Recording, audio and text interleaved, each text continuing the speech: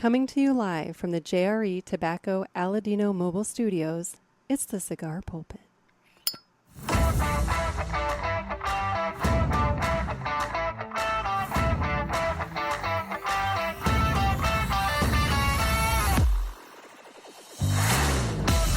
Hello, everybody, and welcome to another sermon from the Cigar Pulpit. I'm the Bishop of the Burn, Nick, and today we are going to be talking a lot about PulpitFest. I am going to be joined by Ash and Ale owner Ken Clarich, and we're going to talk all about the event, kind of, as it's coming along, and getting an update on all that.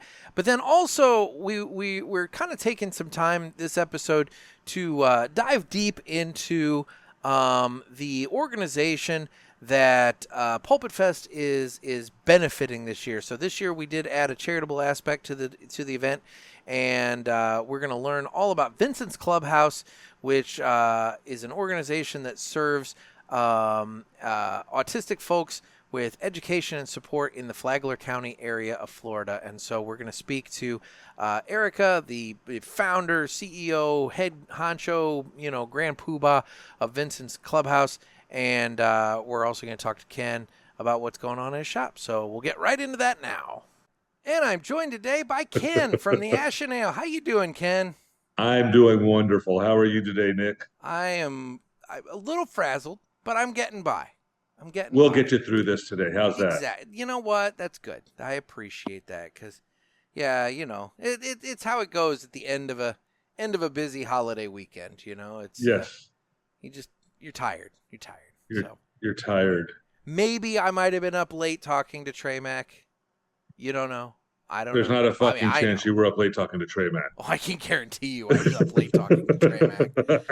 Oh, I'll tell you what. Trey, that bastard buddy, just wants to ruin everyone's life. No, you know what? I'll say this. I feel bad for him. I think he's lonely. Is he? I feel like he might be lonely. I feel like he just needs somebody to talk to sometimes.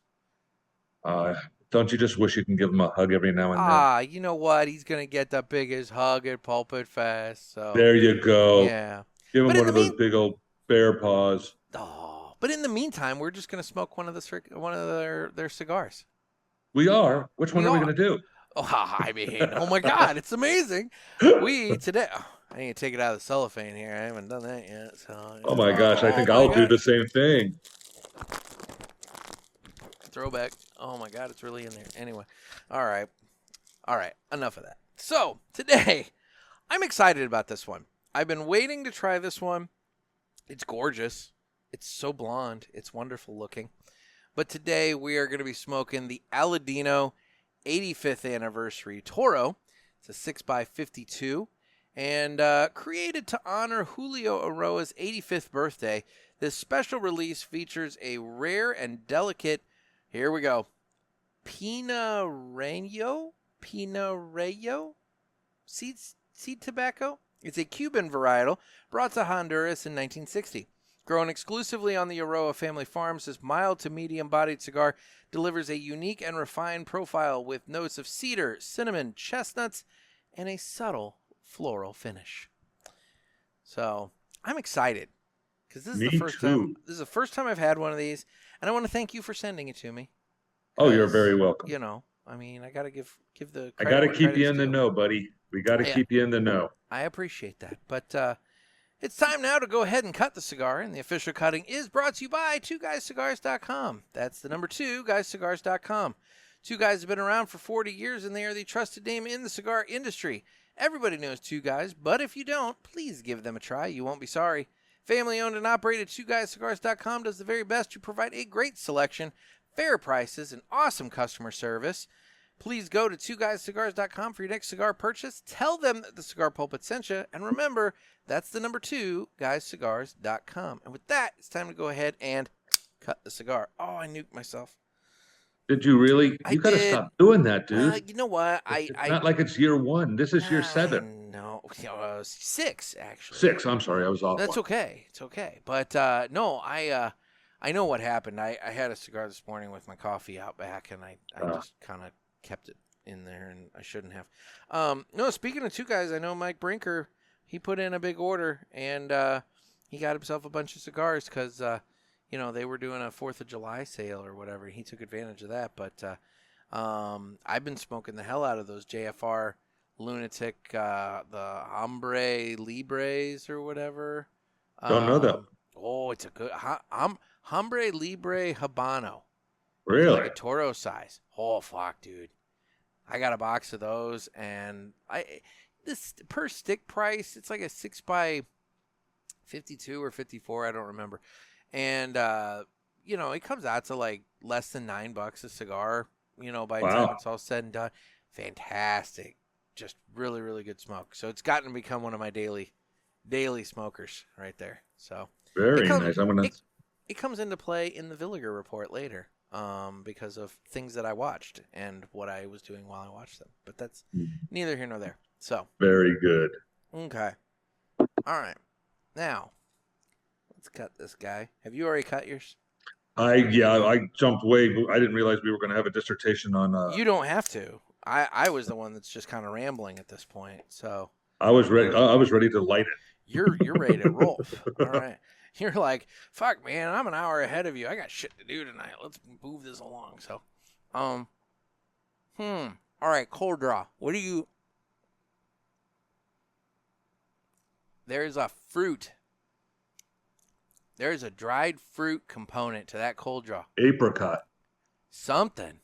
It's like a citrusy apricot. Yeah. Like an apricot, maybe like some sort of berry. Maybe. I don't know. It's good. That is a tasty, tasty cold draw. That is a tasty cold draw. I like that. Man, this is such a pretty cigar. It's a shame that I'm going to have to light it on fire. But it's what we do. On the show. You can't tell about it if you don't smoke it. I want to say, I have to smoke it. Well, and while I light this guy up, why don't we hear the greatest commercial that we've ever heard? Ever.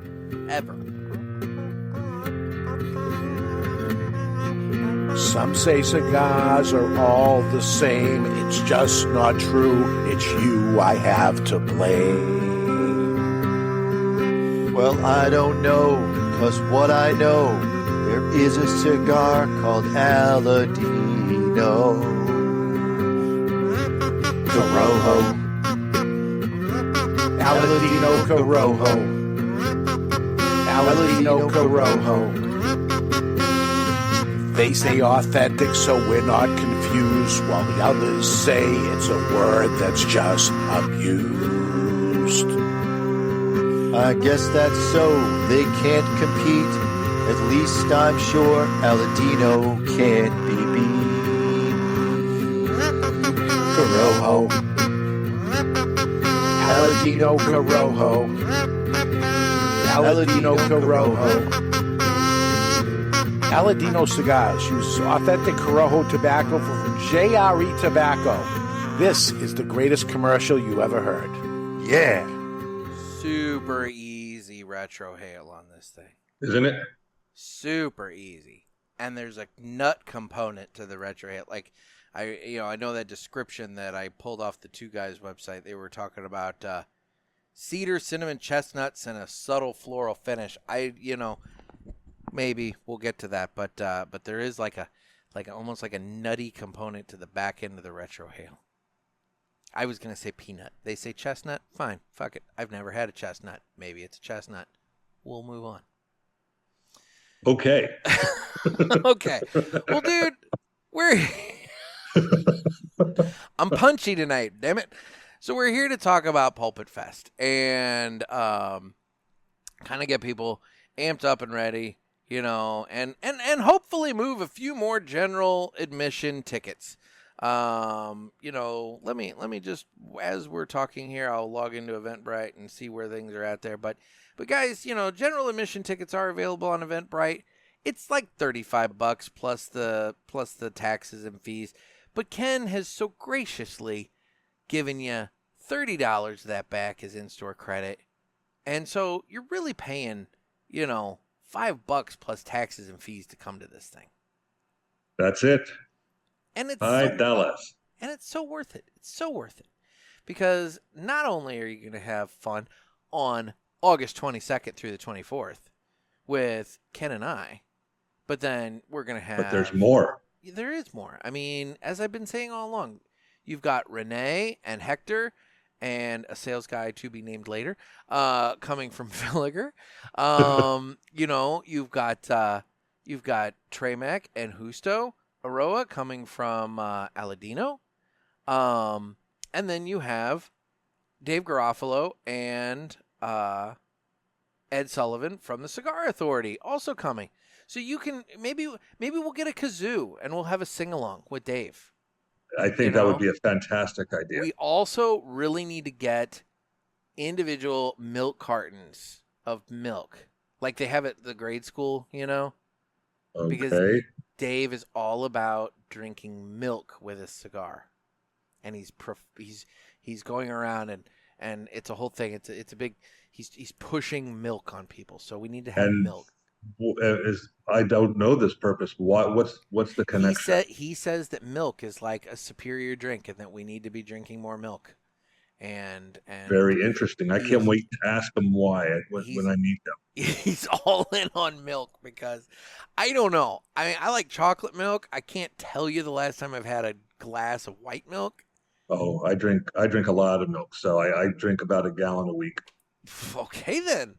So you're on board with the milk train there. I've got to try this now. I've never had one with a cigar, so I think I'm going to need to tempt this out and see about this theory he has. Okay. All right. Well, we're going to have to push the milk situation. So we need to... I am going to get a row of those milks and put them in my refrigerator for when he's here, and I hope they better be gone by the time he leaves. Well, if not, they're going to start going bad. I'll drink them. That's fine. Oh shit! But no, it's gonna be a lot of fun, and you know, we'll have games, we'll have prizes. I mean, that's the thing, you know, guys. It feels like I've been harping on this for a while, but there's so many details and things of that nature that it's kind of hard to sometimes drill it down. We're gonna have 2 trips that we're giving away. You know, one to the Puro Sabor, you know, Nicaraguan Cigar Festival, and that one is courtesy of Villiger Cigars. And then Aladino is giving away a trip to the Aladino Farms in Honduras. So, you know, you have an opportunity to win some really, really cool trips. And if you guys have never been to a farm anywhere, either one of those trips sound fantastic, but I can tell you from experience that the Honduras trip is amazing. That was some of the best times, and I've met some fantastic folks that we're still in touch with, and hopefully some of them might even be at PulpitFest with us this year. So, you know, that's something you should look forward to. And if you're interested in learning more about the Puro Sabor, earlier this year I did a whole giant episode with Hank, who won the trip to Puro Sabor last year at PulpitFest, and he went blow by blow through that trip, and it sounds like it was an unreal experience. I mean, you're going to multiple farms and factories in Nicaragua. Eating well, smoking a lot. You're getting drinking. Tons of cigars and everything. I mean, it's like, and let me tell you, if it did nothing else, it made a true believer in Villiger out of Hank. I mean, he was already all in after PulpitFest, but my God, talk about rolling out the red carpet for the guy. I mean, it was fantastic. And so now I'm hearing stories from around the country about Hank showing up at cigar events and encouraging customers to go over and try Villiger. They're so awesome. So he's like this unpaid like spokesman going on there, and I love it. I think that's the whole point of the relationship with Villiger is, you know, guys, just give him a shot. And Hank, he God love him, he went all in, and I think it's fantastic. But that's the thing. It all started with PulpitFest there. Just one little weekend. In the middle of Central Florida coastline. Now, are you going to do better on the weather this year? Because it was a little warm last year. You know something? I put in for weather like we're going to have this week because we're only supposed to be in the mid-80s. Oh, thank you. I asked for that. I would love for that. Because I'd love that because my birthday is the day after PulpitFest. So I literally am looking forward to having a great birthday weekend weather. So that would be just a perfect man. Your birthday is Monday, isn't it? The Monday after, yep. Okay. Well, see, the beauty of that, Ken, is I don't think I leave until like that evening. You don't, if I remember correctly. It's like a 6 o'clock flight. I think I have a late flight out of Jacksonville. So yeah. You'll get to meet my son and everything because he's coming in on Sunday. Fantastic. We're gonna have Ken's big birthday breakfast bash. Holy Yes, shit! we will. I love it. I like the alliteration, by the way. I'm all about alliteration. Anyway, so no, it's gonna be a lot of fun. For VIPs, those tickets, admittedly, those tickets are sold out. So I guess at this point, I'm just speaking to them. But, we've got the VIP dinner on Thursday. We've expanded it this year, and we're including a VIP dinner on that Thursday, the 21st, with Renee Castaneda of Villiger Cigars. And that'll be a wonderful experience. And then for the VIPs also on Saturday, we have breakfast with Justo. And we're going to have breakfast at the Ash and Ale before the shop opens, and they'll have a little private, time to talk to Justo Aroa from Aladino. So, I mean, everybody, it's nice. It's a nice casual, it's a cigar event. There's a few planned out things, but it's a nice casual time. Everybody gets to talk to one another and meet everybody. And what I'm excited about too, Ken, is having looked at the list of people who have purchased tickets, there are some returning visitors, of course. There are. But what's nice is there's so many people that I don't know on the list. And so, this is good. It's like we're expanding the group. We're bringing in Isn't more it a good people. feeling? It is a good feeling. And I would hope that, someday, some year coming up, maybe next year, it would be nice if it were next year, if we could get the new people along with the old stalwart people to where everybody comes together at once. That would be a very, very good thing and have just a great turnout. Be an Age of Aquarius type moment right there. We all come together and we all sing and, Kumbaya. Fifth dimension, and everything. Come on, man. So anyway, the other thing that I want to get to and is important for me to get to now is so we have a new element to PulpitFest this year. And Ken, We do. you, I want to give you all the credit in the world. So for those of you, who maybe haven't heard, we have our Brain Trust conference calls, and it's Ken, it's my dad, and myself. And I basically sit there and I say, yeah, that's a good idea, or nah, let's do something different. And these two come up with all these ideas. Well, it was thrown out that we need to, consider having a charitable element to this, having a way that PulpitFest is not only helping. I mean, because let's be real, I've talked about this in the past. I'm all over the fucking place. You got to keep up with me. I've talked in previous about it last year, and I've talked a little bit about it this year. But we have the circle of life as it pertains to PulpitFest. So I throw PulpitFest at Ken's place. And the reason I throw it at Ken's place is, A, he's been gracious enough to volunteer to have it, and he throws in a lot of effort and work to help me organize it. But then also, it helps Ken in a slow time of year.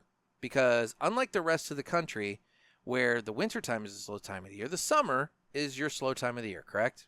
It's slower, correct, yeah. So this benefits Ken as a shop. My listeners, you come in, and the only request I have of you is when you come in, that you invest in Ken's shop. You come in ready to purchase cigars. We're going to be having specials going. I mean, I know, Ken, you offer a box discount. Yeah, we it's do. like there's going to be all kinds of buy so many and you get your trip or your entry into the drawings for the trip. Buy so many, maybe there might be some Aladino or Villiger swag that you can walk away with. There's going to be reasons for you to spend money. It's like you're coming into a cigar event. You're coming in to spend money, and that's your responsibility as a consumer, and that benefits Ken, the retailer. In turn, then let's back this up another level.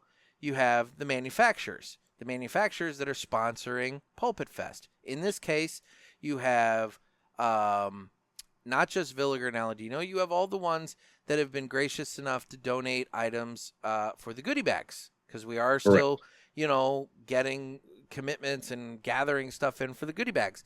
And I'll have a final list of those here soon to where I can, name them off and give credit where credit is due.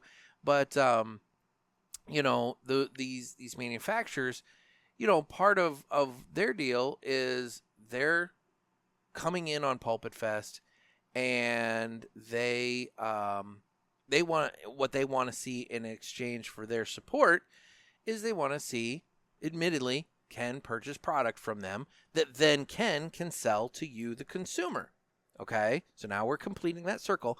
And so now the consumer buys the product that Ken purchased from the manufacturers, and the manufacturers sponsor my event, PulpitFest. And so now everybody wins because the manufacturers are happy and because they got sales. But then also I'm happy because I have manufacturers involved in my event.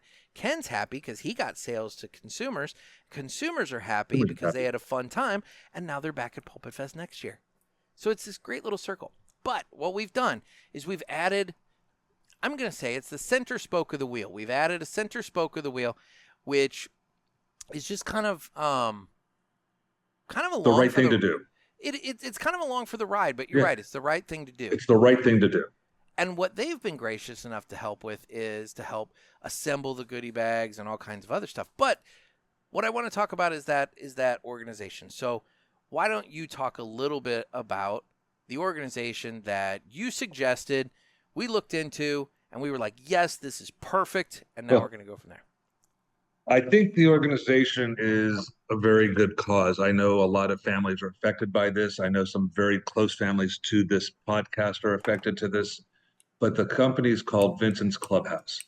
If you were here last year, it's the building that was directly across the hallway from me.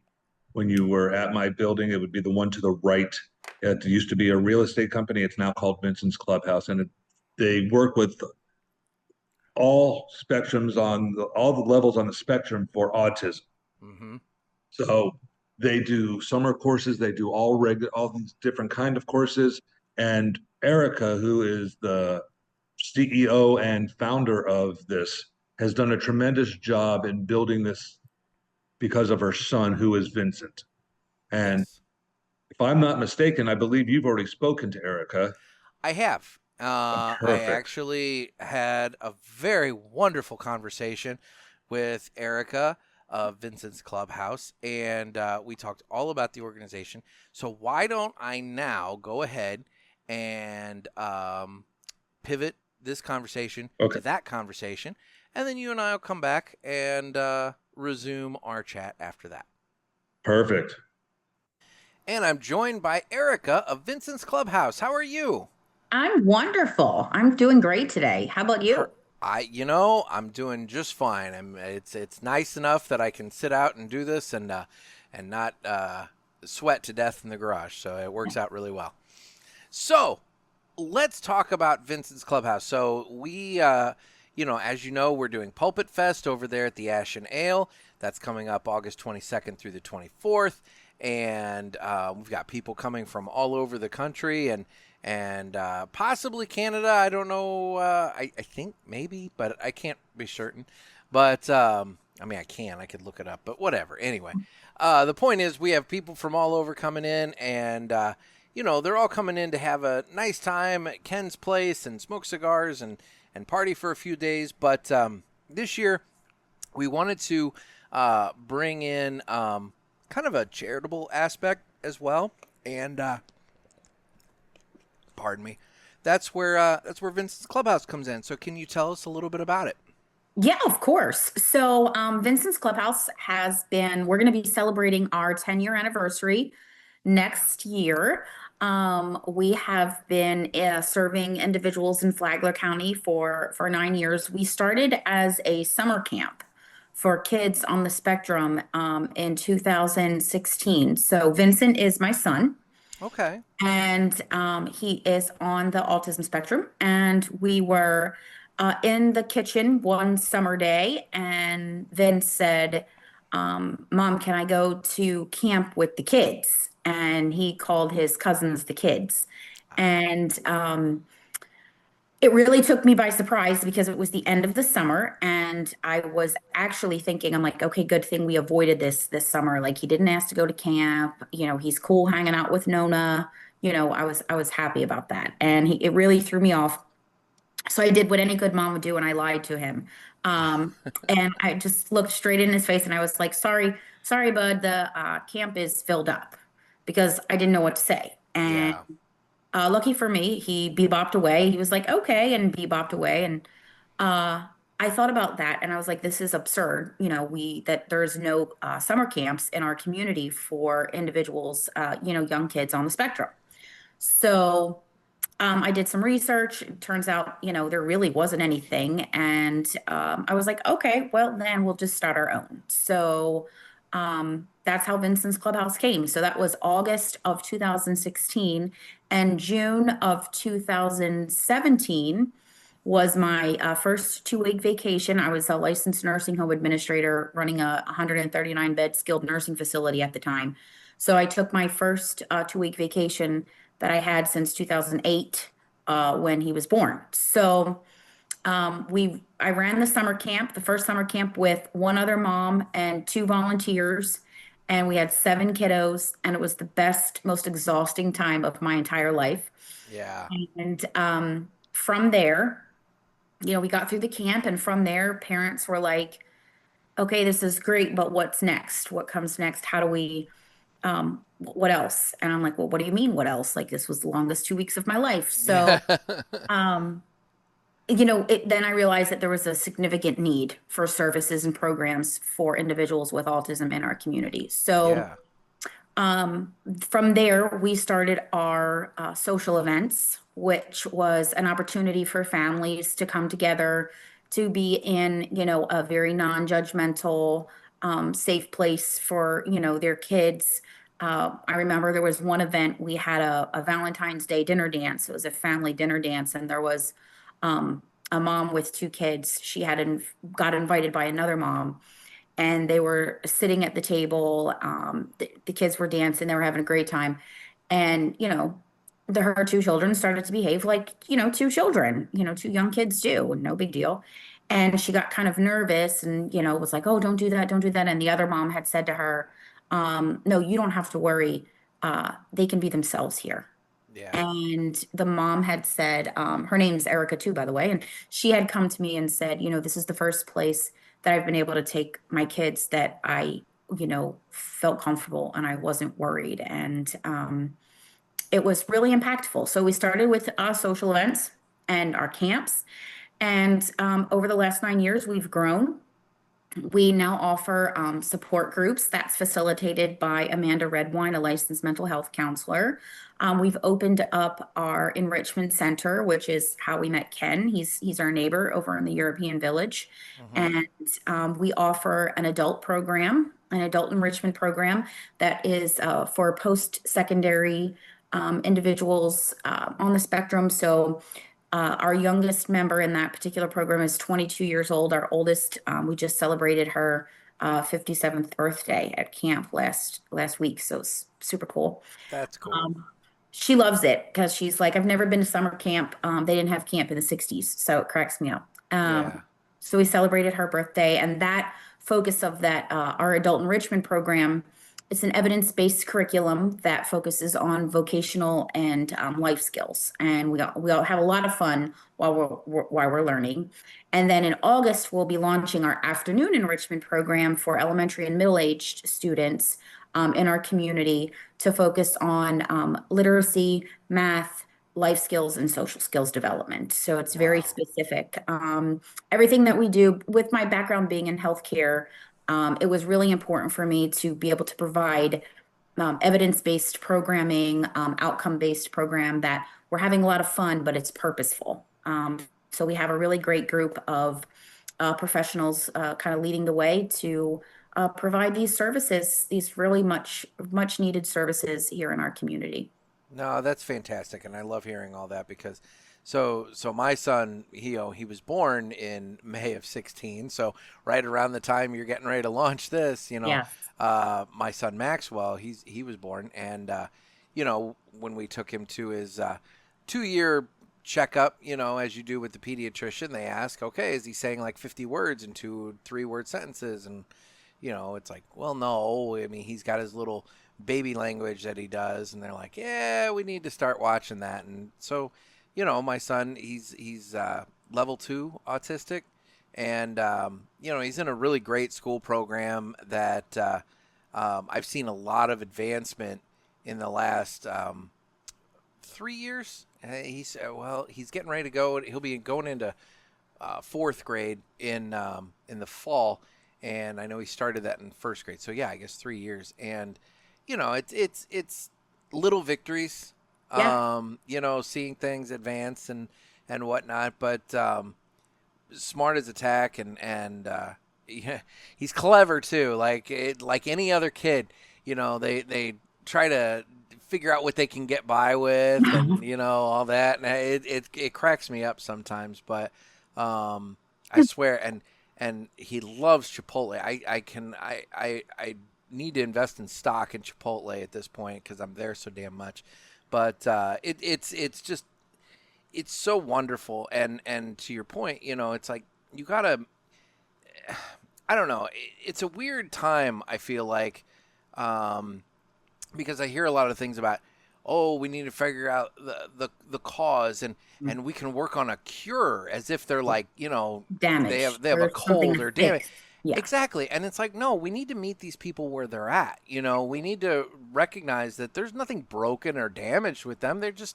They process things, they think things differently, and they just work a little differently than maybe, you or I are and I hate the word normal, but like average individual, perhaps, for lack of a better term. And, we just need to work with them and figure it out and figure out a way that they can thrive and prosper, because everybody, they have their abilities. And I mean, my God, my kid, he loves music. He loves music so much. And it's like there's so many opportunities and things there. So I love hearing that you're working with these not just children. I mean, children and adults. I think, and that's another thing. As a parent, I'm sitting here thinking like, oh my God, he's in this program through school until 8th grade, but then at high school he's got to go. That program ends, and he has to go to his high school. And does a high school offer what he needs? And then from there, like, oh my gosh, where's he going to go from there? Is he going to be able to live on his own? Is he not going to be, what do we do? And it's intimidating and it's daunting. And so, places like Vincent's Clubhouse are so incredibly important, not just for the people that are benefiting from them, your clients and whatnot, but also for the family members that are needing, peace of mind. Well, and that was always something that was really important to me. I didn't even realize that was sort of happening. I guess it was something that I was trying to do, but I couldn't really articulate that I was trying to do. Is I had a gentleman who works for CARD, the Center for Autism and Related Disabilities, up in Jacksonville. Extraordinary program. I was really honored because he came down to see little old Vincent's Clubhouse in Flagler County and toured the enrichment center and was like, this is just incredible what you're doing. And he said, you've managed to create such a strong community. And I was like, it kind of took me back for a second. And I was like, wow, yeah, actually, that's what we're doing. And that was like, I think the intent that I didn't really realize is that I wanted to create, and it makes sense, right? Because you're thinking, when I was thinking of a name for Vincent's Clubhouse, I'm like, I want a place where people belong, right? Like Yeah. where do you go? It's a clubhouse, right? This is, and I tell members that all the time. I'm like, this is your clubhouse. This is your place. This is, parents. I swear you're going to think I'm a dork, but I don't care, because like when you go into the center and it's like, I swear there's like magic in that building. And, you can walk in and you'll see parents and it's like, and it's the first time they've ever been there. And it's the kids, they just start playing, and the adults, they have fun. We have a part of the clubhouse, the center, called the Clubhouse Corner, and they go in and they chill out, and parents, and they're just like, this is just so nice. And I'm like, yeah, it's for us. This is ours. And to be able to create that community, to create that space. And it's been pretty extraordinary. We've had the enrichment center we closed on the building September 17th of last year, and we started our adult program November 11th. I remember because it was Veterans Day. It was a special day, and everyone was like, "Well, aren't you going to be closed for Veterans Day?" And I'm like, "No, they're going to No. come in. And we're going to teach them about Veterans Day. Like, we're going to teach them what it means." And it was pretty cool. Yeah, and I was, again, like I said, running a long-term care facility, and then left that long-term care and worked for a very large hospital organization, Halifax, for 2 years. And then I was just like, I know in my heart I had taken this as far as I could without dedicating 100% of my time to it. So I left long-term, I left healthcare and was like, well, sometimes you have to take a leap of faith. Yep. And I'm like, I may end up living in the enrichment center, but it'll be worth it because we're doing good work. And it's been pretty extraordinary. But yes, to your point, I was when Vince was your son's age, I was thinking of the same thing, right? Like, I was very focused on his education, great relationships. Vincent's Clubhouse has great relationships with Flagler schools. We do an education series. We partner with them for an education series once a month. Very, very important. And I started to surround myself more. I got into a lot of advocacy work with the Florida Developmental Disabilities Council up in Tallahassee and the Family Cafe. And I started to be around more parents who had, their kids on the spectrum that were older. And I remember I don't know where I heard this, but I remember it stuck with me. And they said they're going to be an adult with autism a lot longer than they're going to be a kid with autism.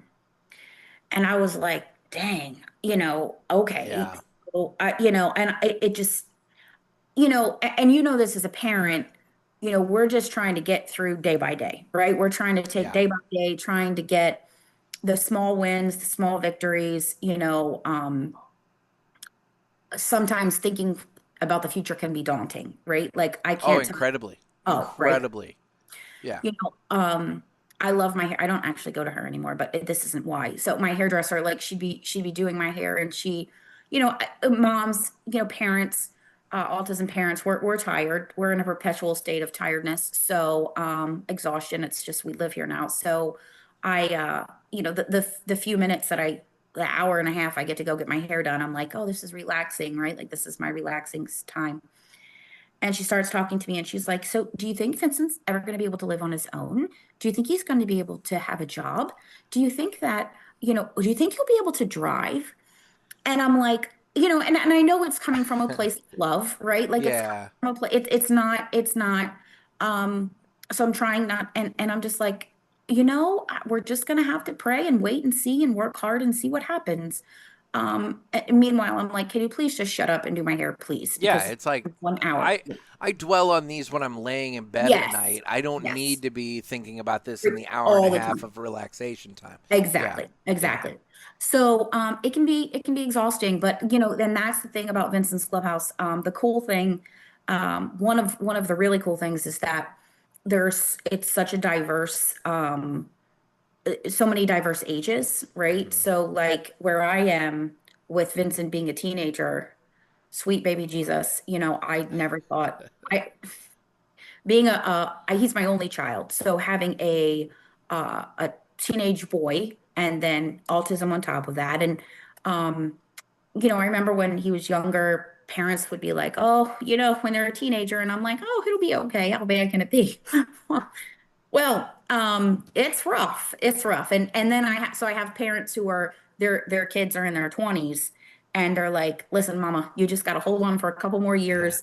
It's the puberty, it's the hormones, it'll even out, and then I'm like, okay, it's gonna be over soon. It's not gonna last forever. This is not gonna be like this. So it's nice to be able to have that kind of that camaraderie that we have with each other, and also know that we're building this community that's really providing these quality services and programs, and then taking that a step further and, working diligently to make Flagler County a more inclusive and diverse community, right? So, one of the things that's kind of a very kind of my passion and my soapbox is employment for individuals with disabilities. And, I think because of my business background, it was so important for me that there really is a place for everybody, and because my career was so important to me, I think if we look at, like you said, the neurotypical person, a lot of times we find so much fulfillment in our job, right? Yeah. It gives us purpose. It gives us, something. If it's the right fit, it's a passion, and I think that everybody deserves that. So one of our initiatives this upcoming fall is we're opening the Clubhouse Cafe, which is a mobile coffee cart that we're going to be able to use. We're going to be able to we're partnering with Matanzas High School. It's one of our local high schools. Their carpentry program to build the coffee cart. We received a small grant from the United Way to be able to build the cart, and we're going to work on employment skills and vocational training with our members. So, again, the Clubhouse Cafe. So, just finding those, finding things that are purposeful and intentional, and what brings that member, joy. Like you said, your son loves music, right? Yeah. So every one of our members, they have their own skills and they have what they're good at, and our program is very individualized. It's very person centered, which comes from my healthcare background. It like I will get irate. It makes me so upset when people are like, "Oh, great, this large group of people with disabilities, let's go make them housekeepers at the Yeah. hospital or the local hotel." Okay, well, why do you think that they're gonna, yes, we all have to be able to learn how to clean, but unless you really like housekeeping, why, right? Yeah. Like Yeah. it doesn't make sense. So finding out what their particular interests, likes, and dislikes are, and working to find a place that's appropriate for them. So it's a lot. It's an ambitious little group that we have, but we have our mission is what drives us, and doing the right thing and taking care of our community, and I'm really proud of the work that we're doing. No, it's wonderful work that you're doing, and I wish there were more. I mean, I'm sure there are plenty of organizations similar to yours around the country, but I there needs to be more. There needs to be significantly more, and there needs to be a lot more support for that because I don't know if it's just everybody talks about what the cause, like why are we having so many. I think it's just better diagnosis. I think Absolutely. it's just a simple matter of we're finally figuring it all out, and we're figuring out that you know what, this has been a part of our society for a very long Many time, years. but we're just finally figuring it out, and and that's fine. But anyway, yeah. So at Pulpit Fest this year, guys, as part of your ticket, a portion of the proceeds will be generated, pooled together, and we will be making a donation to Vincent's Clubhouse at Pulpit Fest. Obviously, people attending the event, you're more than welcome to make additional donations if you so choose. Will the center be open for anybody who, obviously not with a cigar in hand, but if they want to come in and just kind of scope it out and see maybe what you have going on there, will they be welcome? Absolutely. We're so excited. And like I told Ken, you guys can come in. I'd love to give tours. You have an extra bathroom, so that's always good to be able to have That that is extra good. bathroom, right? I told them I'm like, you're what? So we're super excited and super grateful to have this opportunity to be able to share what we're doing at Vincent's Clubhouse. No, that's great. And we look forward to partying for a few days and probably what will be a very hot, August weekend. But that's all right. Right. We're cigar people. We're used to sitting outside and dealing with the elements as we enjoy what we enjoy. So, but yeah, it'll be great. We're looking forward to it so much. And for those people who maybe aren't attending the event, but they want information about Vincent's Clubhouse. Maybe there's a listener out there who's saying, I can't make it, but I would be interested in making a donation. How would they go about doing that? Well, they could go right to our website, vincentsclubhouse.org. They can also check us out on social media. We have a very active Facebook page, or they can contact me directly at erica@vincentsclubhouse.org. Okay. And then I assume there's donation buttons or whatnot on the website. There sure is. Yep, Okay, absolutely. perfect. Excellent. Well, Erica, thank you so much for taking time out. I look forward to meeting you in person in August. Thank you so much for this opportunity. We're very, very grateful. Thank you. Well, I really want to thank Erica for taking time out of her busy schedule. I know she's got a lot going on. They've got camp, coming. I correct me if I'm wrong, it might even be this week. It is. She and I have talked a little bit, off air about various things they've got going. They've got some really big, exciting stuff going on there that if the stars align and everything goes well, it could really put Vincent's Clubhouse at the next level. But what's nice is we wanted to come in and jump in on it now because, it's a worthwhile organization that helps provide education and support to, both children and adults with autism. Yes. But then, where it's special for me is, as I've talked about on the show, and I mentioned in the interview with Erica, is that my son is, categorized as, autistic level 2. And, there's a lot to it. There's a lot of emotions, and what she's doing at Vincent's Clubhouse is not only helping the people that she's serving, the kids and adults on the spectrum that she's serving, it's helping their families and helping their parents and their loved ones by giving them support and assistance and education and things that they need as well. Because trust me, man, as somebody whose kid is in a special school program that ends at 8th grade, it's like I'm sitting back going like, okay, this is wonderful through 8th grade, but what happens when he goes to high school? Right. What do we do in high school? And there are options, there are programs and everything, but you have to search through and you got to find stuff and whatever else. And I'm not saying that I don't know. My point is there's a massive need for places like Vincent's Clubhouse. And if we, through this event, can not only bring awareness to my listeners about what they're doing, but also give them a hand, give them a donation, help them out, and in turn kind of leave Flagler County a better place than when we arrived. I think that's a good thing for my listeners to do, And I know they would appreciate it. They work extremely hard over there, and they've got a great group of volunteers that work with them, that help with the kids on a daily basis. So it's fantastic to see. Every day I'm here, I'm on outside setting up, and I'm watching them do all sorts of activities and watching the kids out there and the adults that are in that spectrum as well that they take care of. And you can see the light that's in their eyes because they have something to do and people who care about them. It's a fantastic venture. Well, and see, and what I love, and admittedly, I didn't realize it until I started talking to Erica, is that is the adult component, because so many places fixate on helping children with autism. And she actually, in a conversation with me, mentioned, that somebody had told her that there needs to be services for adults with autism because, let's be real, an autistic person is only a kid for about this percentage of their life versus the adult percentage, which is so much greater.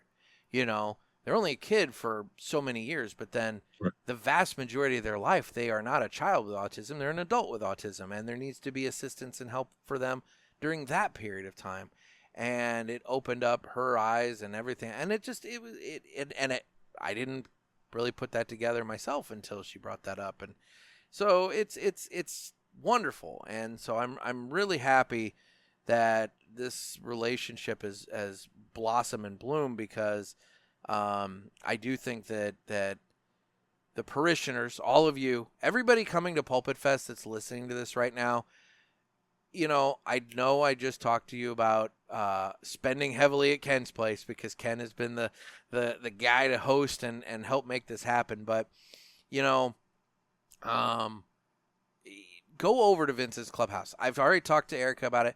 They are willing to give tours and information to all of you about what they do. They're opening their doors to the parishioners to show them what they're doing so that they can learn about what they're up to over there and all the important stuff. So take a moment in and amongst all the fun of Pulpit Fest to go over to Vincent's Clubhouse and scope them out, see what's going on, and learn a little bit because, maybe you don't have a family member directly that's affected, but with the autism rates, with autism being better diagnosed these days, more and more people are being diagnosed with it. I'm not necessarily sure that it's like increasing as much as we've just gotten better at diagnosing it. But that's neither here nor there. But the point is, take some time to go over there and scope it out. And, if you're so inclined to supplement the donation made from Pulpit Fest with a donation of your own, that would be amazingly awesome of you. But, just at the very least, do me a big favor. Go over and scope out Vincent's Clubhouse, introduce yourselves, and find out what they're up to over there. Because I think after you talk to them and you see the passion and the love they have going on over there, I think you're going to, want to find ways to support them. So there's that. They're also, and they're supporting us by letting us put tables in front of their facility so we have some more covered so it's not so direct sunlight. And then another set of bathrooms we can use and all of that. So there's a lot of benefits going for both of us as well. So no, and that's a very valid point. Not to mention the fact, let's be real, guys, we're putting all of these people sitting and smoking cigars in front of their place. I mean, I think that we kind of owe them at least to get a little information about them in exchange for being the people smoking up the front of their place. It's just me being polite. So anyway, no, that was important for me to point out. But Ken, yes, sir. How are things at the Ash and Ale? Are you guys getting ready for the event? We are getting ready. I'm getting deliveries already. I'm getting swag. I'm getting bag fillers for some cigars and things. We'll leave those names probably until the next time we talk so we can get a more fulfilled list. I was going to say, I want to have the full list before we start spitting names out, but yeah. And but I think we're just trying to get everything fine-tuned with staffing and see who's working and all of that. So we've got a lot of fun ahead of us, and we've got some work though, so it's not all fun. There's definitely work involved, trying to get everything stocked up and getting with the sponsors and seeing what we're going to do and all of that. So with all the phone calls that your dad, myself, and we're on with everybody, it's a lot of logistics, as we talked about last year. It is, and it's way more than people realize. Like, for example, let me ask you this. So last year, obviously, was kind of a good benchmark for you. You kind of got an idea. You can at least look back to last year and say, okay, last year we did this. Have you looked at, like, the types of wine and beers that you sold to determine, like, okay, maybe I don't need to order as heavy on this, but I need to order more on this or something like that? Yes and no. When I pulled the product mix that we did last year, it was pretty even across the board with where we've been. Okay. So even though we've had more people here, because we had some people here that are new, I had a skew in a few products that we typically don't sell. But primarily, it's the products that are the day-to-day, like we talked about last year, the Chimay. Yeah. Because we were talking about Chimay and pumping Chimay. Chimay sales went up, definitely. So I have already stocked up for that. I was going to say, that's a beer that if you guys, attending Pulpit Fest this year were not at last year, if you have not tried Chimay Blue, correct? The Chimay Blue, the Grand Reserve, you got to try the Chimay Blue with a cigar. It pairs so wonderfully with the cigar. And it's made by monks. I mean, it's monk beer, for God's sakes. You got to try it. So It's heavenly juice. it is. It's heavenly juice. I love that. Okay. So on a different note, have you ashed yet on your cigar? I have. You got to see the way this is stacked. No, I've noticed on yours that you haven't ashed yet. Now, I will Yeah. say mine in the ashtray is super solid. Yeah. It's really It's amazing. nice. Yeah, it's No. just stacking. It's beautiful. It's nice white. It's just a great construction on this, and the flavor just keeps building. Yeah, I'm really digging the Aladino 85th anniversary here. It's got there. I don't know if it was heat or spice. I'm gonna chalk it up to maybe a little bit of warmth. Like maybe the smoke was a little warm when I did the last retrohale. It kind of was a little bit more of a kick in the nostrils when I did that. But all in all, I mean, no. And let me tell you, in terms of like smoking experience, the draw is amazingly fantastic. The burn line is super tight. It's smoking like an absolute champ. I know this is about a $20 cigar, $21. Correct. I don't know, what with taxes in Florida or this and that. What I don't know what you guys. I think I've got it at $21 right now, Okay, and so with okay. taxes, you're looking at about another 7 for so it's about $1.40, Okay, 14 so- cents. So yeah, it's So- not. It's $22. $22. So I will say that, like, look, at $22, am I smoking this 2 times a day every day? No, I'm not. But if you want a really ridiculously good cigar, this is one to give a shot to. And I will say too, I don't think it is meant to be anyone's like 2-time-a-day daily smoke. This is Julio's birthday cigar. Yeah. It was created for a special event. So why would you not smoke it for special events, And now, with that being said, the flavor on this, though, I'm getting a lot of citrus flavors. Yeah. It's just so unique because it's a blend of tobacco that's not been used in 65 years. So the first time you smoke this is totally different than anything you've ever smoked before. So it gives this an amazing ability for when you're here to try this product and to say, hey, talk to people about it, see what they're getting, see how you like it, and see what's so different about it. But you got to find this one and try it either before you get here or when you get here, because this is definitely a one that has to be tried. Yeah, no, this is well, and for God's sakes, Justo is gonna be there. So what better time to try an Aladino 85th than ask questions with Justo? Exactly. Just Yeah. be like, so how did your? You can talk to him about how this was supposed to be the 80th birthday cigar, but Julio wasn't satisfied, so it Right, became the 85th, and then it still came out when he was 87. So that's cigar time for you right there. 85th anniversary cigar comes out when he's 87 years old. Well, he started making it 2 years ago, so there's a lot of love put into it. Oh, bingo. But no, I'm digging it a lot. I'm very curious. You sent me a Toro and a Robusto, and I'm very curious. I'm not going to do it tonight. I'm not going to chain smoke these back to back, but I am curious as to the difference between the two. If obviously a Robusto is designed to like kind of get to it a little bit quicker and be more robust, hence the name. But I would be curious as to how the differences between the two cigars and how they taste and smoke.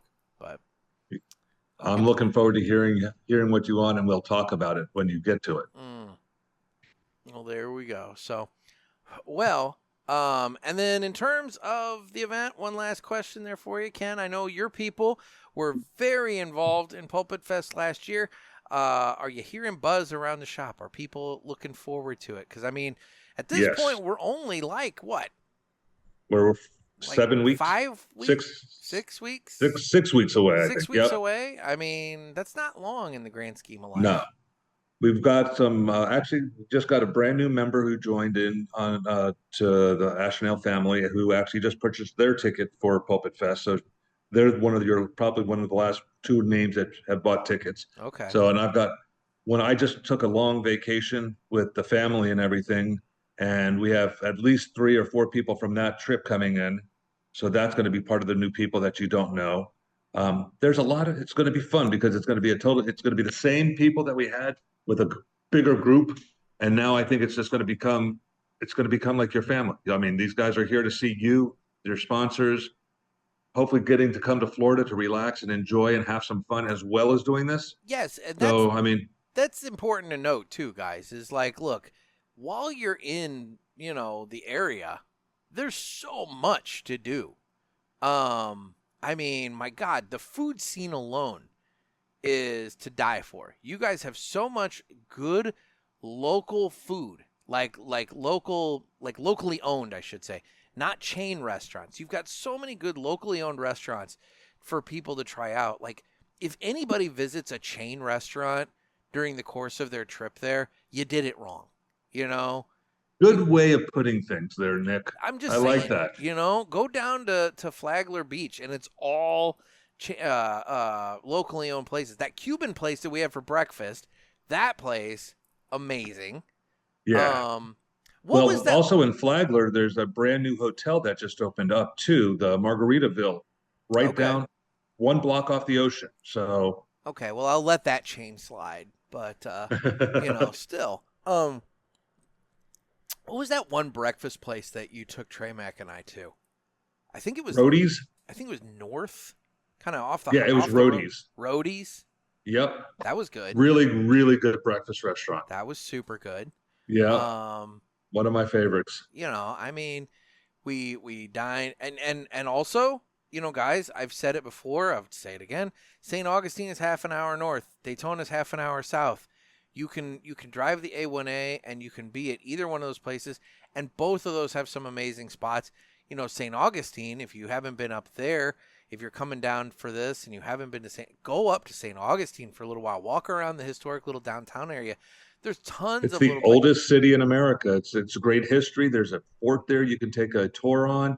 There's a great cigar shop up there called Stogie's on St. George Square. There you go. That Alan and his crew will take fantastic care of you.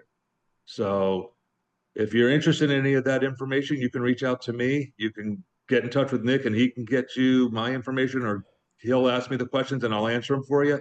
But there will be a little sheet out here with some information coming out soon that Nick will be posting about the area. So just keep an eye out for that as well. Yeah. I mean, we want to make sure everybody kind of has what they need to enjoy the trip. So it's going to be good. It's going to be so much fun. So, well, Ken, let's jump into this now. It's time for the Villiger Cigars Entertainment Report. Brought to you by Villiger. Villiger Cigars, one of the leading cigar and cigarello manufacturers in the world, founded in 1888 and still family-owned and operated. Head over to VilligerCigars.com and check the store locator to find a shop near you that carries them. We guarantee that Villiger Cigars will be a wonderful addition to your humidor and cigar rotation. All right, buddy. You want to go first? Sure. What have you been watching? A lot of Netflix. Okay. I got back from my trip. I was gone for a month, and I turned on the TV and saw the TV exactly for 32 minutes in a month. That's so when I got nice. back, it was actually very nice. But when I got back, I was definitely ready just to chill and just to start binge watching a few shows that I had put on hold. Yeah. And the first one I did was a show called Department Q on Netflix. It's awesome. What is that? Yeah, about? It's a British police show, and I'm not going to give too much away, but it's about a specialized department that one of the detective inherits as a kind of a punishment. But if he does well, he can get to go on and do better things. And it takes on old cold cases, and they have to pick a cold case, but they have to find one that's prominent enough to where it's going to make a big stand in this little Scottish town. Okay. So it was done extremely well. And I just really, really enjoyed that show. All right. I have seen 2 movies and a comedy special. And I'll start with the comedy special. So I watched the special that's on HBO Max. It's Brett Goldstein, and it's called it's Brett Goldstein, The Second Best Night of Your Life. And for those of you who don't know who Brett Goldstein is, if you've seen Ted Lasso, it's Roy Kent. Have you seen Ted Lasso, Ken? Okay. I have not. So Roy Kent is the gruff, angry soccer player guy on Ted Lasso, and in the show, he's that gruff, angry soccer player guy with the heart of gold, and then whatever else. But like in reality, Brett Goldstein is a super funny dude, and he did this comedy special that's on HBO Max, and he touches on a couple of interesting points. Some of them, look, it's comedy. Politics obviously gets brought up, but like, come on, guys, it's comedy. Just let it go. But but he's funny, and I actually really did enjoy it. And it was kind of nice as somebody who enjoyed him in Ted Lasso in one regard, to then turn around and see him in this totally different setting, in this totally different way. And what I also learned is that when he was on Sesame Street, because he did a guest shot on Sesame Street, that was the best day of his life. He flat out says, he's like, I worry about the day that I eventually have a child and they come to me and say, like, was the day I was born the best day of your life? And he's gonna be like, no, because Sesame Street was the best day of my life, and whatever. But what's funny is, I guess he's got his own puppet characters, and they make appearances in this thing and whatever else. The man loves Muppets, and it's funny to me. And anyway, so it was highly entertaining. If you want a good comedy special, Brett Goldstein, the second best night of your life on HBO Max. I enjoyed that. And then I have another one. I didn't know we were going to go do all of them. I thought we were going to alternate, but okay. We're alternating. I only mentioned that I have Perfect. 2 movies. I haven't gotten to the movies yet. So Madness is another one. Madness. This guy's a CNN. Yeah, it's on Netflix as well. Guy's a CNN reporter, black gentleman, and he's very one-sided. And he goes and takes a break, and he's going to start writing a book. And he goes and rents a cabin up in the mountains, and to find out that his neighbor happens to be a white supremacist. Oh, shit. And then you can figure where the story goes from there.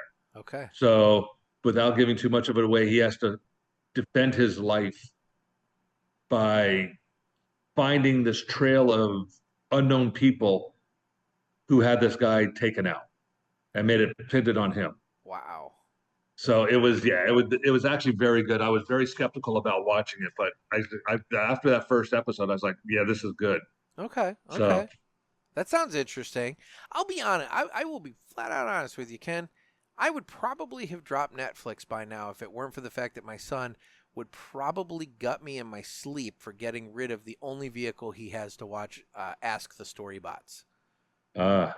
And so I keep it strictly for one show that he has probably memorized. I know I've got at least parts of them memorized. And but I keep it just for that. But like, honestly, I mean, I'm looking forward to the new season of or the final season, I should say, of Stranger Things. But like, yeah, if that ever comes out, later this year. supposedly. It's supposed It's only been 4 years. I know, right? Isn't that these kids are gonna come out there with beards and shit? Yeah, and they're everything. gonna be in canes and walkers. They're 11's gonna be premenopausal, Fully chested, and it's like, what the fuck? She's got, what is it? What is it? What the fuck? Oh shit! I'm trying to remember never mind. It's not relevant. I was gonna make a joke and I botched it. So okay. Anyway, but no, I probably would have gotten rid of my Netflix at this point, just because I'm not. I'm really big into the British shows, and Netflix has a phenomenal selection. That, and actually Prime has some very good British shows, and I watch a lot of the British shows. Prime does have a lot of them. That's where I watch all my old Top Gear and that kind of stuff. I watched all that when I had that kidney shit back in March. But my next one is, I got a wild hair. What night was that? Wednesday night? And I decided, fuck it. I'm going to go to the drive-in theater. I saw that on your post. That just kind of freaked me out. You see a cartoon? Yes. So they do it so well. So the Skyview Drive-In Belleville, Illinois, guys, this thing has been around this is its 76th season. Last year was 75th. So it's been around for 76 years now. And they do it so awesome. It's $13 per adult for the double feature. You get a kid for free with each paid adult. So if you got a couple of adults and you got the carload of kids, it's a relatively cheap night at the movies. Like I said, you get 2 movies. It starts with a Looney Tune cartoon. Like they actually do it like the old days where it starts off with a Looney Tune. And then after that, it goes into the first movie.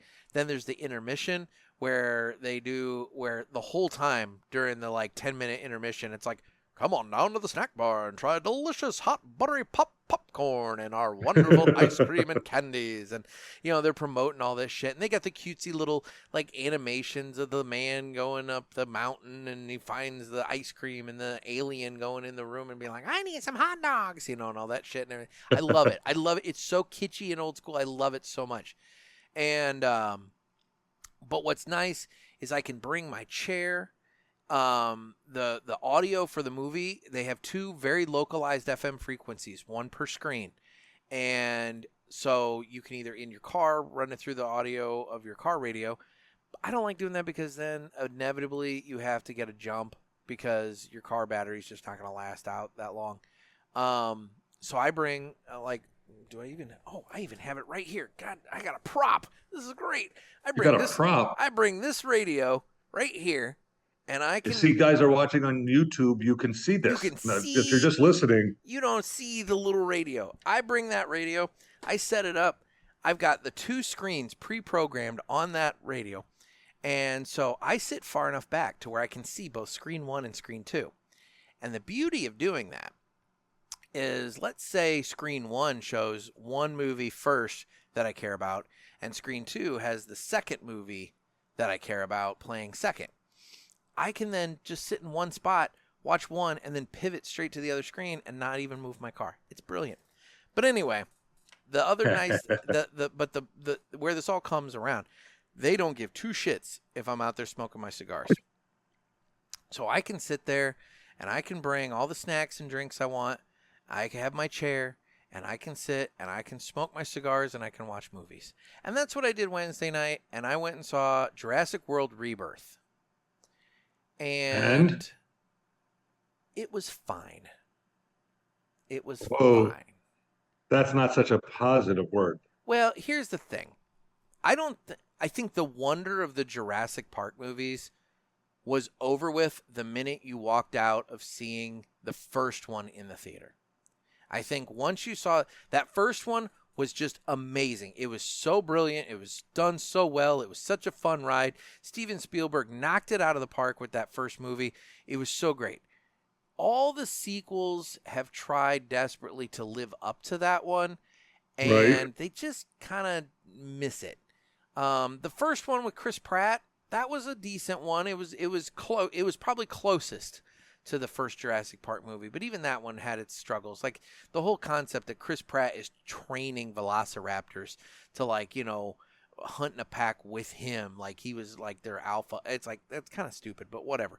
But this one, the whole concept is that there's a company. It's 5 years after the last Jurassic World movie, and this company has to go to this one island that every government in the world is forbid people to go to. So they're like, going to get in trouble if they get caught.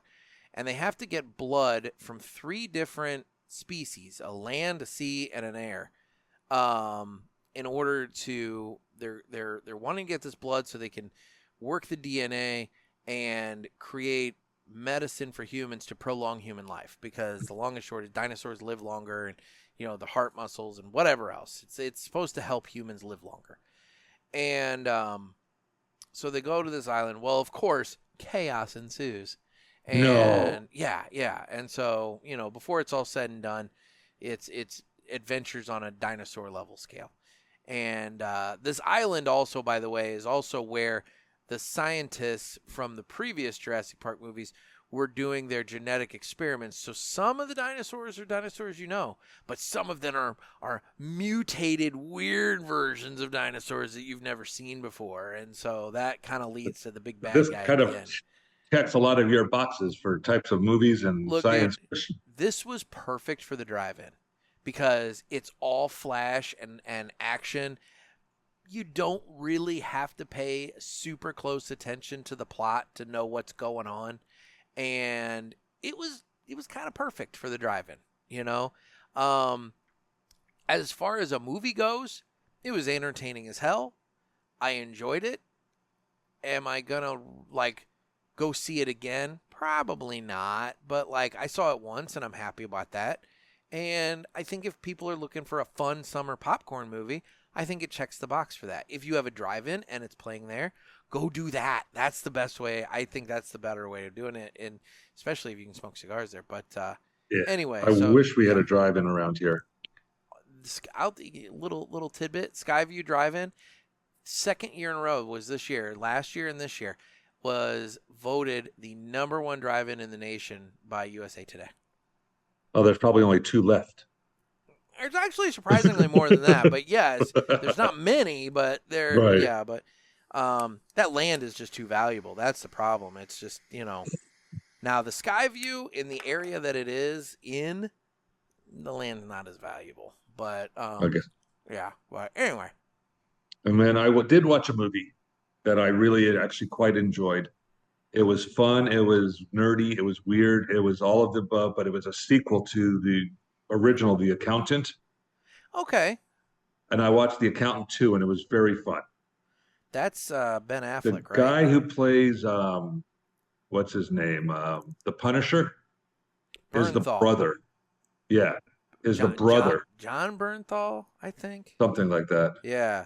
Okay. So And he's the brother to not Matt Damon, but the other guy. Ben Affleck. That's him. Okay. And it was very, very fun. He kept it lively and witty, and which is totally surprising because with him as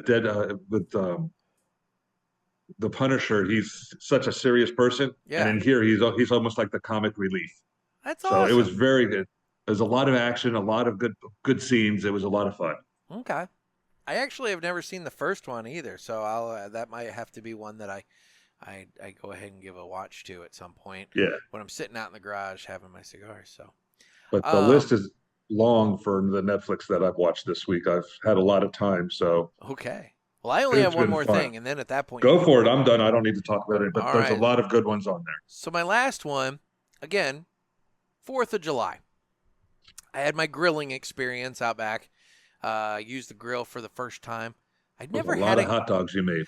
Dude, well, it was an 8-pack, and I mean, what are you going to do? But I've never had a gas grill. I've always had charcoal, and so this was my first experience with that. And it's not as easy as you think. But it wasn't hard though either. My problem is the grill is in direct sun, and so what I found is that when you put the grill, when you're grilling and it's at medium heat, the grill might be doing medium heat, but then when you add in the heat from the sun, it increases the heat like that way. I mean, that grill got fucking hot. And then and then from there, what I learned is that when you have chicken tenders, not full chicken breasts, but you decide you're going to go with the smaller, thinner pieces of meat. Take it up. And then you marinate them. And then you put them on. They take like no time at all. Right. But you don't know that. And so you roach the hell out of them to where they are so dry and rubbery, they were inedible. So the chicken went away. But the zucchini, the pineapple, and the hot dogs went well. Now, with all that being said, I get done with my little, 4th of July feast. I pack up all the leftovers to be used throughout this week. And I'm sitting there and I'm like, well, what the hell am I going to do with myself tonight? Because, I had my son Thursday and I had my son Saturday and Sunday, but Friday he was with his mom. And so I was like, well, what am I going to do, tonight? And I'm like, you know what? Let's see what's at the drive-in. I enjoyed myself Wednesday. Let's see what's at the drive-in. And this time it was F1 with Brad Pitt. And I'm like, you know what? I really wasn't dying to see this movie, but this could be fun at the drive-in because, again, like Jurassic Park, it's a lot of cool visuals. It probably is a plot that I don't have to pay too much attention to. Let's go and do that. and it fulfilled that promise. It was a lot of really cool visuals. The racing scenes were fun. I enjoyed it. The movie was admittedly better than I thought it was going to be. I didn't go into it with like super high expectations, and it was better than I thought it was going to be. And all in all, I really, really enjoyed F1. Again, if you have a drive-in, go and do that. I had a couple of cigars there. That's where that JFR Lunatic Hombre Libre came into place. I smoked quite a few of those between Jurassic Park and F1. No, it was a good time, and there was nobody at the drive-in on the 4th. I mean, it was dead as hell. The problem was, though, everybody in the neighborhood surrounding the drive-in property was shooting off fireworks the whole freaking time. So my listening to the audio was a bit of a struggle when you have a straight-up bombardment happening behind you. I mean, like, I want to know where in the hell these private citizens are getting these fireworks, because these are not legal in Illinois, so I don't know where they're getting this shit. But, like, oh, my God, some of the munitions these people were shooting off, I was like, son of a bitch, this is big time. And there was a fire. Somebody caught the field next to the drive-in on fire, and the fire department had to come out and put it out. So, you know, that delayed the start of the movie by about 10 minutes because they didn't want to start the movie until the fire trucks left, so that the that was nice of them. Flashing lights wouldn't bother us. So you didn't have to pay for the extra entertainment either. Dude, it was great. It was great.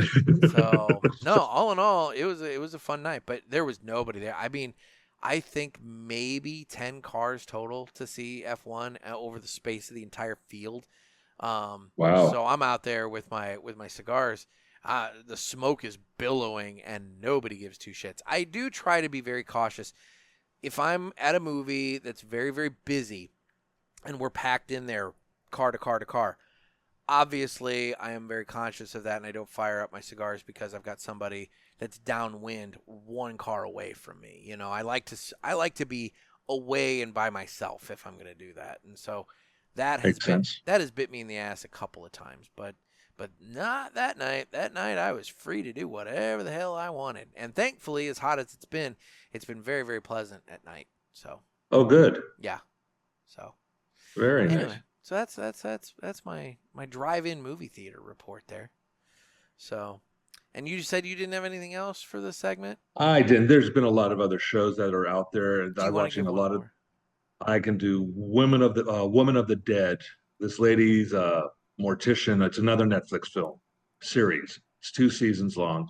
Woman of the Dead. Yeah, she's a mortician, okay. And her husband gets killed outside of her house, and she tries to find out who did it in the first season. And in what's nice about this one, it's not 2 different stories. It's the exact same story, just continued into second season. Oh, okay. So it was done very well, but this is in the Swiss Alps, so the scenery that you get during this show is just tremendous. Cool. The acting is pretty good. There's some really good action, but the stories that they do are so much better developed than what ours are here in America. It's pretty. That's why I watch a lot over there. I just find them a little more intellectual, and things like that. Are you saying that the British respect their audience more than the United States does? Okay, yes, I am, yes.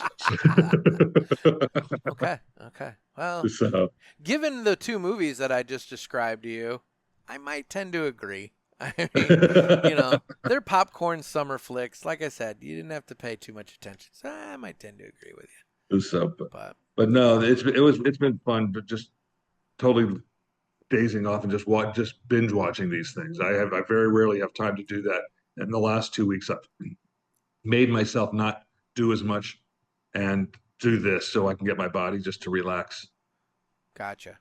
Well, so, okay, real quick, as we're talking entertainment, because this segment, it always turns into what are you watching lately, but it's movies, TV shows, books, podcasts, whatever has entertained you lately. One thing that did entertain you for a month, practically, was your trip. You want to give a real brief little, Sure, I'd be happy to. Trip? Yeah, I'll be happy to. We took a transatlantic cruise from Miami through to the Canary Islands, which is just off the coast of Morocco, and then went into Casablanca, then through the Straits of Gibraltar to Valencia, and disembarked in Barcelona, and Very had a phenomenal time. It was 9 days of open sea travel until we got to the Canary Islands. Excuse me one second. You're fine. I just want to know Casablanca, man. It's like, did you stop? I mean, you stopped there? We did. We were there for like 10 hours. Oh, okay. And I will say, we have such an amazing picture of Casablanca because of movies and things and just some stories, and what your mind builds up is tremendous. Yeah. When you get there, I hate to say it, but it's not what you're thinking. Damn it. It's an interesting town. The thing that got me the most was the big mosque they just built. It's the second largest mosque in the world. Okay. 100,000 people can pray in this mosque. 25,000 people can pray inside the mosque. Okay. And they built this whole thing in 7 years. The detail and the amount of craftsmanship that went into this building is unbelievable. It would have taken us 200 years in America to build this. I was going to say, I'm like, shit, man, they need to get those guys over here doing some of our highway work because, like, you know, we can get some of these highways reopened a hell of a lot quicker if we were. Yeah, but we definitely could, because the workmanship was just tremendous. Wow. What an amazing building. The amount of money that was spent on it was ungodly. Very cool. So, yeah, and we did, in Casablanca, we actually got to ride camels on the ocean. Cool. We went to several restaurants. We saw Rick's Cafe from the movie. Yeah. Yeah, some lady purchased it, built it, because there was never a movie. It was never a restaurant there. Hell, they never even filmed a scene of the movie in Casablanca. Well, it was all done on the soundstage. So she made it, though, huh? She made it, and she made herself a mint, because there are lines 24/7 to get into this place. I can believe it. It's tiny. Yeah. And but the rest of the town is very old and dirty. The food was extremely good. So if you are a foodie, that's what we travel for, is food. If you are a foodie, the food is tremendous. Okay. Prices in Casablanca are very, very low, so getting food is very easy. But they're also, their annual salary for the average there is only $8,600 a year. Oh shit. Yeah, we went to some places that were, the incomes are extremely low. Yeah. So you get to see a different side of the world. When they say third world countries, they're not kidding. You got people just living on the streets. It's a definitely eye-opening experience. Interesting. But then from there we went to Barcelona and Valencia, which Valencia is an absolutely gorgeous city in Spain. Barcelona is a great city, and we spent a few days there, and then we headed to Greece and spent another 10, 11 days in Greece. Wow. Going to Santorini, Mykonos, and Athens. Okay. And flew out of Lisbon back home. Very cool. So, but the trip was tremendous. Yeah, it was fantastic. We had an amazing time. Love it. Well, good. I'm glad. So, all right. Well, let's go ahead and do this now. It's time to fly high with Blackbird Cigars. Blackbird Cigars offers you remarkable quality using the most delicate and finest tobacco to always ensure that you're receiving unsurpassed cigars. Blackbird Cigars strives to give you undoubted repeating flavor for every cigar you smoke and impressive quality so that you can always expect greatness. Check out their website for a full list of stores carrying Blackbird Cigars and give them a test flight. Blackbird Cigars, can't clip our wings. All right, so given the theme of the episode, having previously spoken about Vincent's Clubhouse, we have the story of Temple Grandin. I'm butchering the name already. Temple Grandin is an autistic woman who became one of the most prominent advocates for people on the autistic spectrum. Diagnosed with autism as a child in the 1950s, she was nonverbal until around the age of 4. Despite early challenges, she went on to earn a PhD in animal science and became a world-renowned expert in livestock handling systems. Somebody that Trey Mack should have, talked to. He could have helped out with that whole donkey semen situation that he had going on. Anyway, Temple Grandin has helped the autistic community in several major ways. First was raising awareness. She broke stereotypes by showing that people with autism can thrive in professional and academic fields. Through her lectures, books, and interviews, she has helped people better understand what it's like to be autistic, especially those who are nonverbal or highly sensitive to sensory input. She also empowered autistic individuals. Temple speaks openly about how her mind works. She describes herself as a visual thinker and encourages others on the spectrum to embrace their unique strengths. She has written several books, including Thinking in Pictures and The Autistic Brain, which have become touchstones for both autistic individuals and their families. Additionally, she challenged education and employment. She has pushed for better support in schools for autistic students and has spoken at length about the importance of hands-on learning and skill building. She also promotes employment opportunities tailored to the unique talents often seen in people with autism, such as pattern recognition and attention to detail. Temple Grandin was named one of Time Magazine's 100 most influential people in the world in 2010. She remains a powerful voice for neurodiversity, helping society move towards inclusion, acceptance, and practical support for autistic individuals. So be like Temple Grandin and Blackbird Cigars, and don't let anybody clip your wings. There you go. There you go, you know. So, and like I said, you know, just to kind of close the book on that aspect of the show, you know, guys, if you're coming to PulpitFest, go over to Vincent's Clubhouse and scope them out. You know, it's gonna if you don't have experience with someone on the spectrum, it's gonna be an eye-opening and wonderful experience for you. And if you do, maybe you learn something. You know. So. And also, with that being said, I believe some of the students for Vincent's will be around also, so you can be able to see and talk to them and get to understand the challenges that the families and the people around them have to live with. For sure. So you can see and understand that. So it's depending on the severity of the case, it can be very, very hard on some people. It can. It definitely can. And you know, for all of my degenerate parishioners that are coming to PulpitFest, don't be offering kids a cigar. Please. Please don't do that. Anyway. Well, Ken, buddy. Sir, this has been another great episode. Thoughts on the Aladino 85th? I'm truly loving this cigar. The construction, the taste, the ash, so good. The flavor changes on it, and the intensity of the flavors are so unique. The strength does pick up in the final third. I am in the final third, and you know, it's you know, two guys listed as a mild to medium on their website. I mean, I would definitely say that off the light, the first third of the cigar was probably more of a mild cigar. But as it goes through, it does build in strength and intensity. Now at the end, I'm getting that little bit of tingle of kind of a spice going on. You know, chalk it up to, I think they had cinnamon, but I mean, realistically, you know, you could say a smidge of pepper, maybe. I don't know. I'm always paranoid sometimes with my flavor notes. Like, am I actually getting it right, or am I just getting... Because I tend to get pepper a lot, but I think pepper is a very common component in cigar flavor notes, but I don't know. I get spice. I can't tell you if it's pepper. I can't tell you anything like that. Okay. Yeah, it's that little tingle. You're getting that little spicy tingle going on in the back of the throat. So but it's so good. So smooth. Even with the spice, it's super smooth. I will say that this is the fourth one of these that I've had now. Yeah.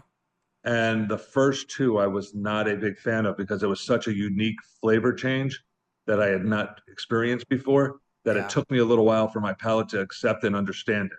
Yeah. Because the flavors are so different that it doesn't hit your mouth the same way. It's the only way I can explain it, because I don't have a sense of taste or smell. So what? That's we've gone right. Through this. COVID. COVID. I still COVID nuked you. I forgot that. Yeah. Boy, that sucks to be a foodie with no taste or smell. It's amazingly difficult. Are you just like, that looks like a good meal? I like that. I'm I've actually got to, my senses have increased a little bit. So where I was probably at 90% no smell, I'm probably at 85 now. So I can smell some things. And taste, I was at like 85%. So I'm down, I think I'm about 75. So I'm tasting more and more, That's but I good. still don't have, yeah, I don't have, I still have 75% that I can't taste, but I'm getting the sensations and I understand sensations because I was in part of the hospitality world. So I grew up with food and understanding it and understand how they hit my mouth. So Yeah. I'm just living off the memories of those. And that's how I have to enjoy things. Wow. Yeah, it's a very challenging world, especially with trying to talk people into cigars that are similar to the ones that they like. Yeah. And they ask, so what are your taste buds like? I go, I wish I could tell you. My taste buds are dead. I wish I could. And they're like, oh God, we're taking the advice of someone who has no sense of smell or flavor. Hey man, But I have yet to I've only missed it but one person so far in 3.5 years. I'll So tell you what, you at least have something. I knew a woman who worked in a cigar shop, oh my God, for decades. And she had, by the time she retired, she had 2 cigars in her life. That's it. She wasn't a cigar smoker.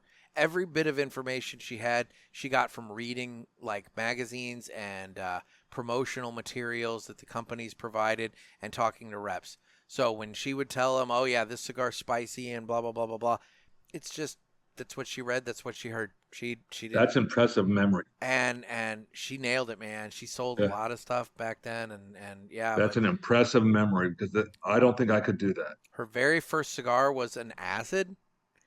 And The lollipop. what she didn't know was that part of the flavor infusions involve flowers, and she was allergic.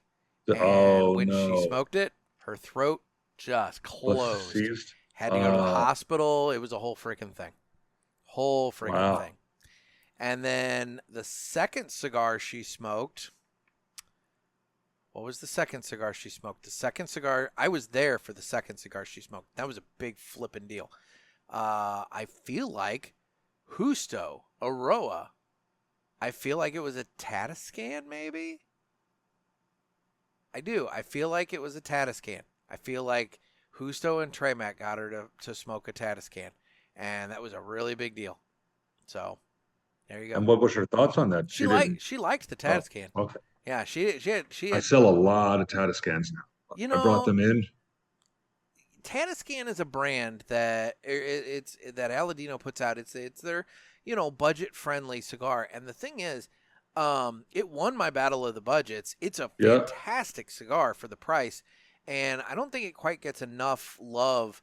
I think people obviously pay more attention to Aladino as a brand, but guys, if you want something from JRE that's just an amazing, good budget friendly cigar, something for when you're cutting the grass or driving or you just want to, have a quick cigar, Tatiscan is the way to go.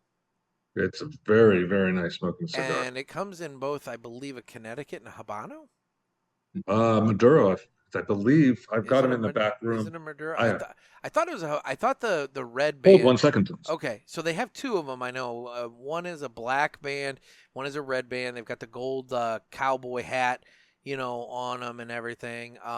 And I feel like the red one is a Habano. And oh my God, I mean, like I said, for the price point, Tatiscan is definitely a cigar that if you're looking for something to add to your humidor at a good price point, that You are correct. Can supplement. Okay, yeah. So That coming through okay? yeah, it's coming through great. That red one with the Habano wrapper, Yep. dude, I love that cigar. It's a good cigar. Very good smoking. So, But been selling very well too. So all of Aladino's doing extremely well. Villiger's doing well right now. So yeah, it's just we're looking forward to having everyone here again and just having a good time like we did last year. It was great meeting all of your folks and just sitting down and enjoying life with them. And then listening to all the stories. That's what the best part is. There are definitely some interesting stories that come out of PulpitFest. So anyway, guys, if you have not purchased your ticket yet, head on over to Eventbrite and get in on the fun. You can just go to eventbrite.com Search for Pulpit Fest 2025. You can go to, this is a good time to talk to socials. I'm available on Instagram at the Cigar Pulpit, and in my bio on there, I have the link to Eventbrite for purchasing tickets. I'm on Facebook, where we have the Pulpit Parishioners group, and one of the pinned posts at the top, one of the featured pinned posts, is the link to Eventbrite, so you can find that. I'm on Twitter/X. You can watch this on Rumble and YouTube, and if you use Spotify for your podcast, you can use Spotify video to watch this as well. And then I also need your calls for the Ask the Pulpit shows, so you can call the hotline at area code 863-874-0000. That's area code 863-874-0000. And Ken, where can people find out more about Ash and Ale? We are on Facebook at Ash and Ale Lounge, and then we are on other things too that my daughter takes care of. So that's a good question. I don't do very much on socials personally. I know you're on Instagram. I'm on Instagram, and I believe that's Ash and Ale Palm Coast. Okay. And then So, website? I'm not on Rumble. I am not on YouTube. Trying to think. I think that's it. I think we're just on Facebook, and we have our website at ashandale.com. Okay.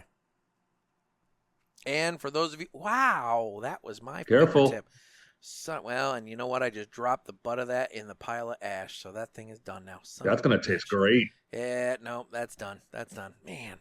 And time to go commit some crimes because I don't have a fingerprint on my thumb anymore. So, anyway, and then I was going to say, for those of you looking for more information on Vincent's Clubhouse, maybe you're not able to attend Pulpit Fest, but you still want to support the cause, you can go to vincentsclubhouse.org, and they have a spot on there, for get involved. And there's a little part in there called donate, and you can go there and you can make a contribution. Any little bit helps support the cause, and I'm sure Erica and the fine folks at Vincent's Clubhouse will be greatly appreciative of any donations that you make. They will be very, very happy, and there's such a good group of folks. I can't wait for the people who are coming to get to meet some of them. I think it'll really help out just putting a face to understanding and acceptance and all of that. So For sure. Well, Ken, thank you so much for taking time out, and thank you for supplying the cigar. The 85th anniversary Aladino was a fantastic smoke. It's amazing. So I got to thank Aladino for getting me enough to where I can keep them in stock. So that's fantastic. I know they're selling well everywhere. Yeah. Now, the real question before I let you go. Do you have one of those fancy yellow Buick ashtrays? Not yet. Not yet. Those things are nice, dude. I saw that at PCA. I didn't get to see it. They were bringing it out, but I was only there for the one day, first few hours of the one day. So I got to miss a lot of it, unfortunately. I'll tell you what, that ashtray. Look, it takes a lot to impress me with an ashtray these days because I've got so freaking many. I mean, I've got enough ashtrays that I could outfit my own lounge at this point, and of all different shapes, sizes, and configurations. But that one is a very unique showpiece ashtray, and the yellow color of that Buick, it just pops so dramatically. It's a very nice ashtray. So whenever those are available, for those of you out there in Pulpit Land that maybe are ashtray connoisseurs, keep your eye open for the Aladino 85th ashtray because it's a good one. It's a fun one. So, Ken, thank you so much. Nick, I do appreciate it. I always have pleasure and have a lot of fun on the show. So thanks a lot, and look forward to our last. If we get a time to do one more before the end, it's that way we can bring up some more specialty things and let everyone know who the people who are going to be helping you in the store and all of that. So it'll be our recap before the event. I think we can definitely make that happen. It's early enough in July, and we've got time. So we'll be circling back up at least once more between now and Pulpit Fest. So sounds great, guys. Thank you so much, buddy. Have a great one, guys. Have a good night. And I really want to thank both Ken and Erica for taking time out of their busy schedules to sit down and chat with me for a little while. I also want to thank Ken for sending this wonderful Aladino 85th anniversary that we smoked on the show. It was such a good cigar. But anyway, guys, I'm really looking forward to Pulpit Fest. I'm looking forward to all sorts of fun and adventure down there in Palm Coast, Florida. August 22nd through the 24th, head on over to Eventbrite. Get your tickets, especially if you live in Florida. For God's sakes, you don't even have to fly. Just drive up. It's a wonderful time. You're going to enjoy it, and it's going to be fun for all. And then, like I've been pounding the drum the whole episode, head on over to Vincent's Clubhouse. It's right next door to Ash and Ale, and you'll be able to learn all about the wonderful things they're doing over there and a worthwhile cause that Pulpit Fest is benefiting. So, anyway, guys, this has been another sermon from the Cigar Pulpit. I'm Nick. Everybody stay safe and stay smoky.